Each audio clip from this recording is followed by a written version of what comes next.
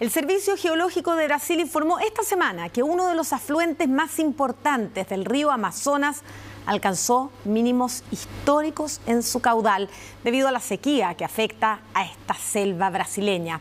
Por segundo año consecutivo, ese país enfrenta la peor sequía de su historia desde que existen registros, a lo que se suman los incendios forestales que han destruido este año miles de hectáreas, con más de 200.000 focos detectados. Un equipo de enviado especial viajó hasta el Amazonas, epicentro de esta catástrofe ambiental que amenaza el equilibrio ecológico de todo el planeta. El informe es de Humberto Sichel y Javier Hernández. Sequía en el Amazonas. La crisis climática amenaza la selva tropical más grande del mundo. Tenemos 120 cadáveres de delfines rosados. Es una situación muy crítica. No puedes comer el pescado acá está contaminado. Estamos atravesando la condición de sequía más extrema aquí en el Amazonas durante los últimos 120 años. Una catástrofe medioambiental que golpea a las comunidades más aisladas. Este camino que estamos haciendo antes estaba cubierto por el agua, entonces eso hace que tengan que caminar muchísimo para poder llegar a sus casas. Deforestación y quema indiscriminada del bosque. ¿Se está secando la Amazonía? Si no cuidamos este patrimonio que es la Amazonía, de nada sirve toda la riqueza del mundo, porque sin ella nadie sobrevivirá en este planeta. Y ya el 2029, si es que seguimos en lo mismo. 2029 es el punto que ahora se describe como el punto de no retorno para la selva amazónica.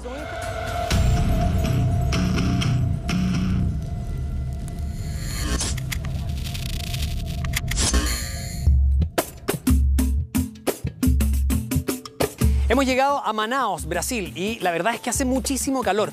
Los termómetros indican que tenemos una sensación térmica de 39 grados y una humedad del 65%, más del doble de lo que tenemos en nuestro país. Esta ciudad es la puerta de entrada a la selva tropical más grande del mundo, el Amazonas, un lugar único por su biodiversidad y ecosistemas. Riqueza natural que hoy sufre por los incendios, la deforestación y la sequía más grande de su historia. Esto es Enviado Especial en el Amazonas.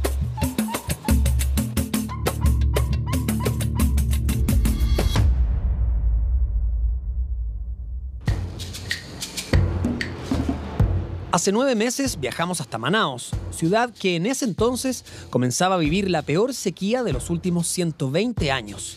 Se declara en estado de emergencia y el Río Negro, principal afluente del Amazonas, registra el caudal más bajo de su historia.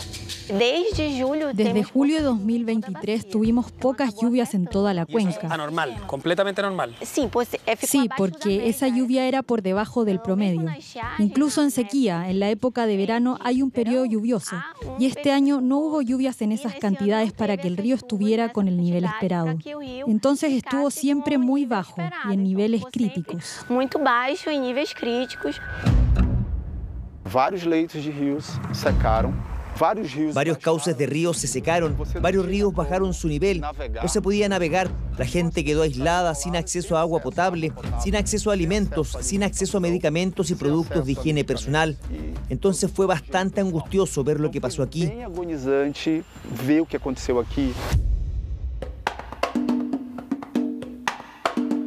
Casi 4 millones de personas viven en la Amazonía y cerca de 600.000 lo hacen en los 59 municipios de los innumerables ríos que confluyen en el Amazonas, el afluente más caudaloso del mundo. Quienes habitan los poblados ribereños subsisten de la agricultura, la ganadería, la pesca y los ríos, que para ellos son como nuestras carreteras. Estamos en el puerto de Manacapurú, uno de los 62 municipios del estado de Amazonas. Ahora nos vamos a subir con un grupo de acompañantes a esa pequeña embarcación blanca y vamos a cruzar parte del río para ir a conversar con comunidades que han quedado aisladas después de esta profunda sequía. ¡Vamos! Aquí la vida es en torno al río. Todo gira a su alrededor o dentro de él. La gente instala sus casas. Son la principal vía de transporte. El comercio es sobre el agua y hasta la carga de combustible se hace aquí, en estas bencineras flotantes.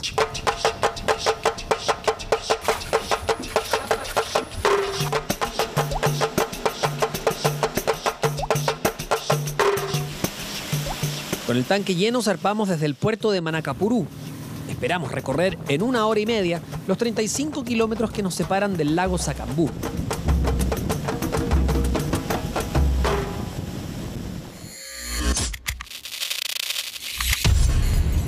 Es tal el impacto de la sequía que ríos y lagos desaparecieron. Las tradicionales casas flotantes del Amazonas yacen varadas en los áridos lechos de lo que antes fueron fluidos caudales. El efecto es también devastador para el medio ambiente y la rica fauna acuática de la zona. El mítico delfín rosado paga las consecuencias del cambio climático. Tuvimos una mortalidad de muchos delfines, pero aquí en esta región también tuvimos mucha mortalidad de peces debido a este aumento de temperatura que terminó reduciendo la cantidad de oxígeno dentro de sus cuerpos. Y luego también hay una reducción en el volumen de agua. Y estos animales quedan atrapados dentro de estos espacios. En septiembre del 2023 murieron millones de peces y los cadáveres de más de 100 delfines se descomponían en las riberas del lago Tefé, cuyas aguas alcanzaron temperaturas inauditas. El día de las muertes en determinados momentos superamos los 39 grados Celsius en la temperatura del agua, un valor altísimo por encima de la media. El promedio aquí en el lago Tefé está entre los 29 y 31 grados Celsius. Hasta el momento hemos tenido un recuento mínimo de 120 cadáveres entre delfines rosados y tucuxís, siendo la mayoría, alrededor del 80%, delfines rosados. Si estas tasas de mortalidad siguen aumentando, entraremos en una situación muy crítica, considerando que ambas especies están en peligro de extinción. No puedes comer el pescado, tienes que ir a otro lugar a buscarlo, porque el pescado que tienes acá está contaminado. Si se mantiene esta situación, si sigue el calentamiento de las aguas del Amazonas, ¿es probable que de aquí al futuro, por ejemplo, algunas de estas especies sean extintas? Sí, lo más probable es que se terminen acabando y perdiendo muchas especies. Hay muchas especies que son extremadamente sensibles a estos cambios climáticos y, por ejemplo, no pueden desarrollarse, no pueden reproducirse. No es exagerado decir que el pulmón verde del planeta se está asfixiando y que eso amenaza el equilibrio climático del mundo.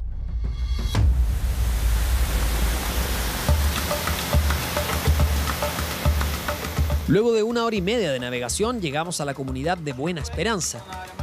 Si observamos una imagen satelital, podemos ver hasta dónde llegaba el agua normalmente acá en el lago Sacambú. Ahora solo podemos avanzar navegando hasta este punto. El resto del camino lo tenemos que hacer a pie, por un terreno fangoso e inestable. ¿Te ayudo? Yo te ayudo para que vayas.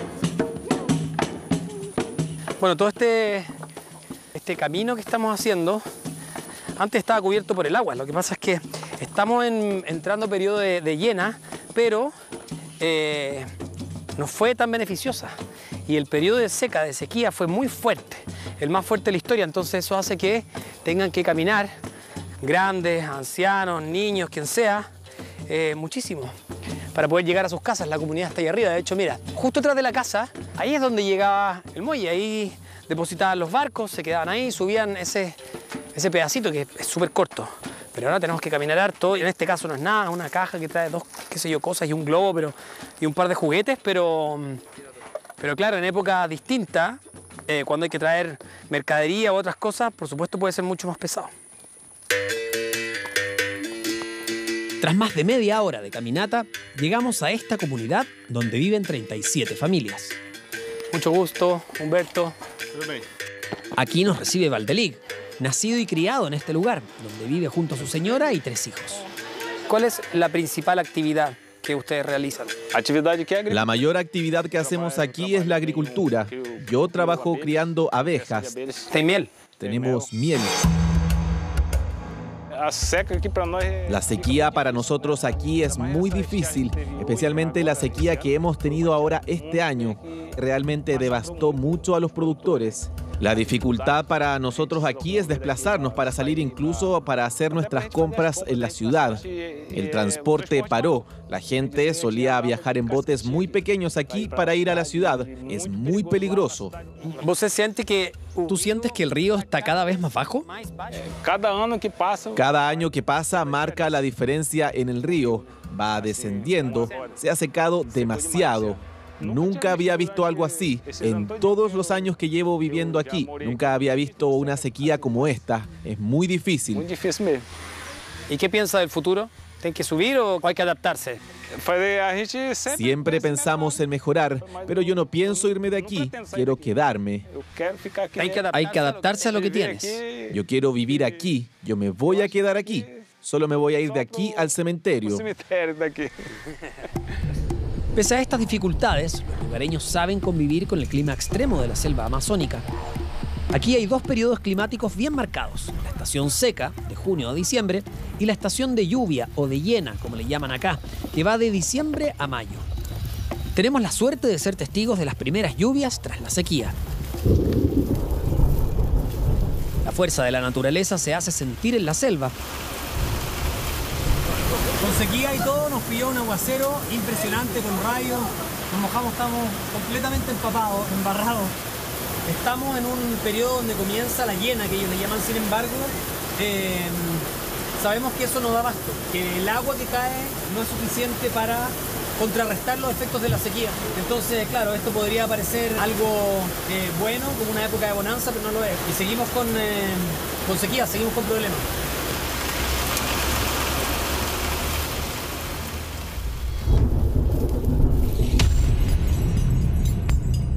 La crisis climática golpea fuerte en la Amazonía y los eventos extremos son cada vez más comunes. Por ejemplo, en junio del 2021, Manaos sufrió una de sus peores inundaciones. El río Negro subió más de 30 metros, su máximo nivel histórico. En lo que va de este año, se han registrado más de 63.000 focos de incendios forestales en la Amazonía. El humo llegó hasta Manaos y provocó diversos problemas de salud en la población. Las autoridades alertaron sobre la necesidad de usar mascarillas con filtro. Paradójicamente, la capital de la Amazonía brasilera, el pulmón del planeta, durante algunos días ha llegado a ser una de las ciudades más contaminadas en todo el mundo. A Amazônia, por sí, ela es muy vulnerable. La Amazonía es muy vulnerable a las variaciones climáticas. Tienes causas naturales, por ejemplo, tenemos el Niño, tenemos la Niña, y tenemos causas no naturales que llamamos causas antropogénicas. Entre ellas está todo este problema que está sucediendo en el planeta con respecto a las emisiones de gases de efecto invernadero, incluido el CO2, el metano y el dióxido de carbono. Y también están los cambios del uso de suelo, que conocemos como deforestación. Entonces, la deforestación más la emisión de estos gases de efecto invernadero, más las causas naturales en conjunto, tienen un impacto muy fuerte en la Amazonía. Entonces, estamos atravesando, por ejemplo, ahora en 2023, por la condición de sequía más extrema que jamás hayamos tenido aquí en el Amazonas durante los últimos 120 años. Que a gente já observou aqui na Amazônia nos últimos 120 anos. La actual escasez hídrica tiene como uno de sus factores asociados el otro gran problema que sufre la Amazonía, la deforestación descontrolada. Desde el año 2001 hasta el 2020, la selva amazónica perdió el 9% de sus bosques, unos 54,2 millones de hectáreas. Para que se hagan una idea, eso equivale al tamaño de Francia. Esta deforestación, en parte, es resultado de presiones económicas que buscan habilitar suelos para la ganadería. Y no es extraño, ya que Brasil es el principal exportador de carne bovina del mundo. A esto se suma la industria maderera, la minería y las tradicionales quemas, una costumbre arraigada en las comunidades campesinas que poco a poco quitan terreno a la selva. ¿Por qué las personas queman? ¿Por qué la gente quema? Porque lamentablemente es la forma más rápida de limpiar un lugar para plantar mandioca, para sembrar. Los campos de producción familiar no son más de 1 hectárea. Poquitito. Es poco. Quien quema las grandes áreas en realidad es para plantar pasto, para cría de ganado, para agricultura, para siembra de soya. Ellos son los que están quemando, ellos están deforestando. Estas presiones económicas tienen en Brasil una expresión política, encarnada en el expresidente Jair Bolsonaro, un reconocido negacionista del cambio climático. Brasil se destaca como el mayor productor mundial de alimentos y por eso hay tanto interés en difundir desinformación sobre nuestro medio ambiente. Tenemos una selva tropical y como tal no permite que el fuego se propague dentro de ella. El cambio del gobierno permitió implementar políticas ambientales que bajaron la tasa anual de deforestación, pero los fenómenos climáticos globales cada vez más extremos no dan tregua al Amazonas. En este contexto parece que cualquier medida adoptada no es suficiente. Hola, coronel. Hola, Humberto. Buen día. Muchas gracias por recibirnos. En Manaos nos recibe Francisco Máximo, coronel de la Defensa Civil del Amazonas. Desde acá coordinan los distintos organismos gubernamentales que participan en el manejo de una catástrofe.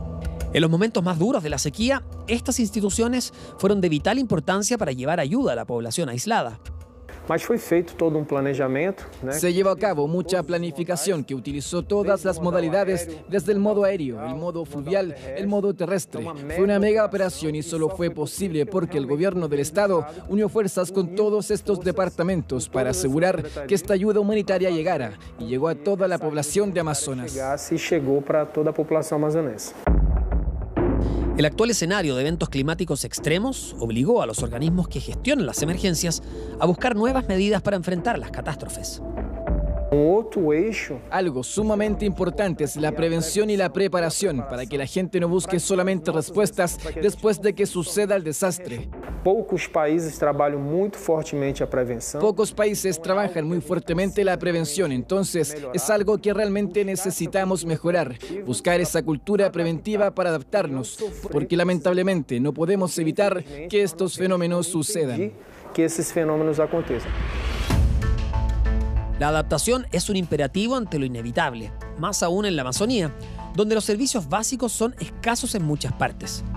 Ahí las organizaciones no gubernamentales son vitales para que las comunidades aisladas tengan acceso a algo tan esencial como la electricidad o el agua potable. Es el caso de Amazonas Sustentable. Para o mundo inteiro, a Amazônia vai salvar o planeta. Para el mundo entero, el Amazonas va a salvar al planeta. Esa es la narrativa, pero si el Amazonas es el que va a salvar el planeta, necesitamos fortalecer sus raíces. ¿Y cuáles son las fragilidades que existen en la Amazonía? Imagina cómo es vivir en un lugar, en un entorno donde tienes 4 horas de energía al día. ¿En qué afecta esto a nuestra vida diaria? Por ejemplo, que no puedes almacenar los productos. Entonces, estas son las fragilidades que hacen que quienes conservan la Amazonía, que son las poblaciones que están en los territorios de este entorno, sean los primeros afectados por los cambios climáticos, por situaciones extremas como fue el caso de la sequía.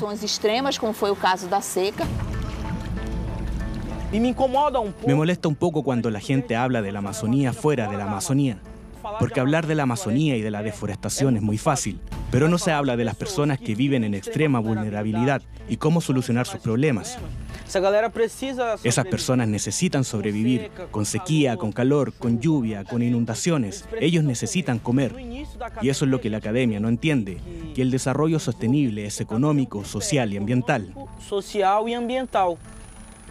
La gente toma muy al pie de la letra el punto de vista sustentable ambiental, pero los aspectos sociales y económicos no existen. Y eso a mi pueblo amazónico, a mí como caboclo, me indigna. Para hablar del Amazonas hay que hablar de las personas.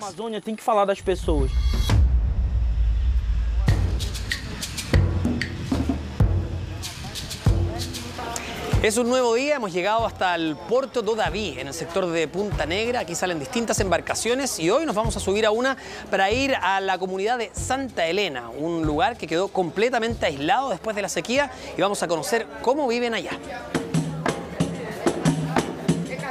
Permiso. Nuestro viaje será a través del Río Negro, donde recorreremos 60 kilómetros en lancha en 1 hora y media de navegación.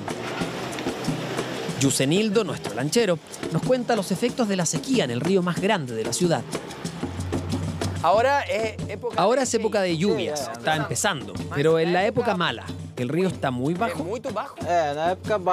En temporada baja, en esta parte de aquí solo había tierra, solo tierra, nada más. Era solo el verde de la hierba. Ahora no, como ya se llenó mucho, ya se inundó todo. ¿Y ahora cuántos metros tendremos? Yo creo que aquí estamos en unos 8 o 10 metros. ¿Y en la época de lluvias cuánto llega a tener? Aquí llega a 50 o 60 metros. 50, y ahora 8. Y ahora 8.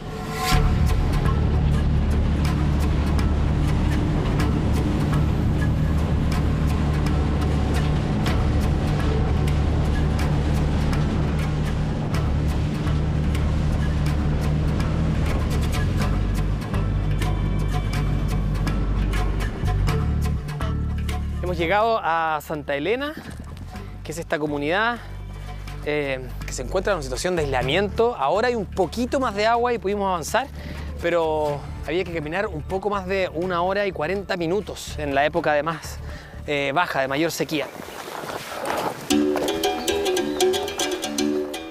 En Santa Elena viven 29 familias. En esta comunidad se dedican mayormente a la pesca, la agricultura familiar y al turismo. Acá cuentan con electricidad, agua potable e incluso conexión a internet. Nelson y su familia nos reciben en su casa. Él nos cuenta cómo fue convivir con la sequía en este lugar.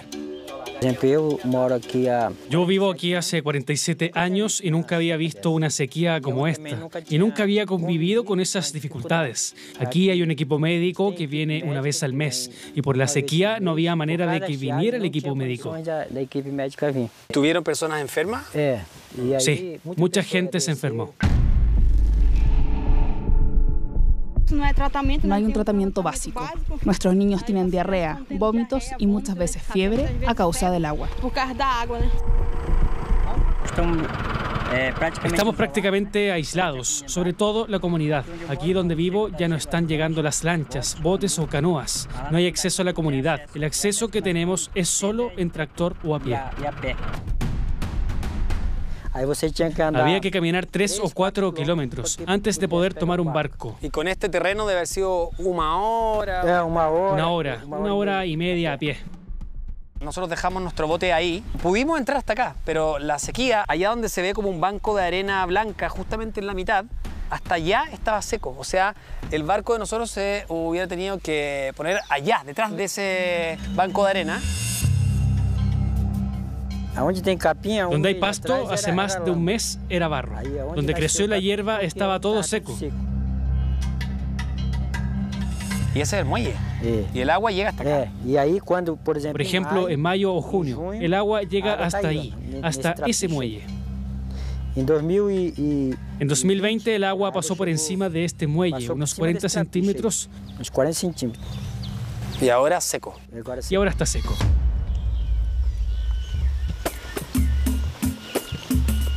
Olá, tudo bom? Prazer. Igualmente. Sandro. Cuéntanos un poco, ¿en qué lugar estamos? Usted está aquí en nuestra posada comunitaria Vista Río Negro. Aquí es una posada que nos apoya para generar empleo e ingresos comunitarios.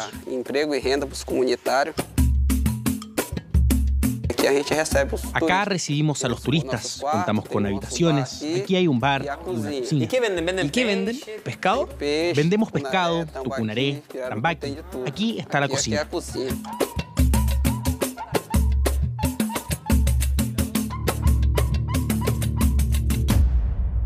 Además de trabajar en turismo, Sandro, al igual que la mayoría de las personas que viven aquí, también se dedica a la pesca, actividad vital que sufrió por la sequía. Todo está seco. Puedes cruzar caminando hasta esa playa y allí todo está seco. Aquí ya no hay agua. ¿Y cómo vocês hacían para pegar el peixe? Íbamos por tierra, por aquí, atravesábamos hasta la playa, hasta llegar a la canoa. Tenemos una malla pequeña y con eso pescamos. Antes pescaban aquí, ¿no? Usted pescaba peixe aquí mismo. Eso, aquí mismo. Con el cambio de la sequía tuvieron que ir a otro lugar a buscar pescado, mucho más lejos. Y que claro, la ventaja de acá era que con los mismos botes ellos agarraban las redes y traían los pescados en este trecho que era muy poco, o incluso al mismo muelle. Y ahora tenían que transportarlos en saco y en la espalda nomás. Claro, un esfuerzo mucho mayor que el que están habituados para poder comer.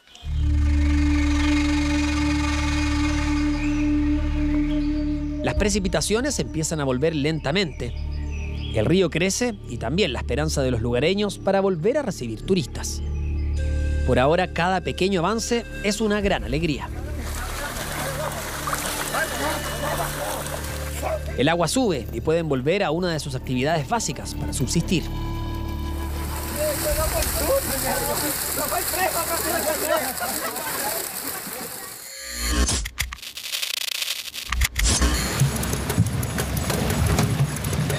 Es nuestro último día en la capital del Amazonas y vamos a conocer uno de los fenómenos naturales más bellos de la Amazonía.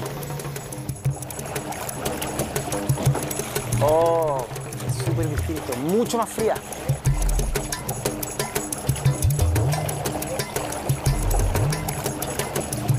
Este es el río Solimões, que es mucho más café, más barroso, y cambiamos completamente el color y también la temperatura del río Negro. Se puede apreciar no solo el color, sino que es una temperatura mucho más cálida la diferencia, y por eso también, claro, tenemos tan marcadas las dos aguas, ¿no? Estamos en el encuentro de las aguas, donde confluyen el río Negro y el río Solimões para juntos dar paso al poderoso río Amazonas. Durante los últimos días hemos podido conversar con muchas personas acerca de los devastadores efectos de la última sequía, la más fuerte que han tenido que enfrentar en su historia. Y todos se hacen la misma pregunta: ¿estamos a tiempo de revertir los efectos de la crisis climática? Esperemos que no sea demasiado tarde.